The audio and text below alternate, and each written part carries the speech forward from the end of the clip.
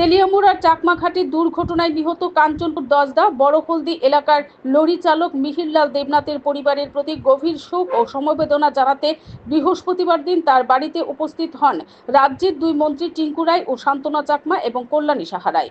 এদিন মন্ত্রীদ্বয় মিহিরলাল দেবনাথের বাসভবনে গিয়ে শোক সন্তপ্ত পরিবারের সদস্যদের পাশে থাকার আশ্বাস দেন এবং রাজ্য সরকারের পক্ষ থেকে ঘোষিত আর্থিক সহায়তা হিসেবে মিহিরলালের পিতার হাতে 6 লক্ষ টাকার চেক প্রদান করেন।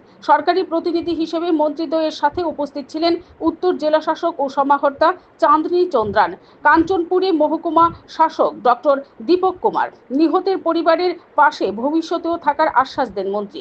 সংবাদ মাধ্যমের মুখোমুখি হয়ে মন্ত্রী টিঙ্কু রায় জানান, পরিবারের সদস্যদের যে কোনো ধরনের সহায়তা প্রদান করতে রাজ্য সরকার ওনাদের পাশে থাকবে এবং ওনার পিতার জন্য সামাজিক ভাতা প্রদানের আশ্বাস প্রদান করেন।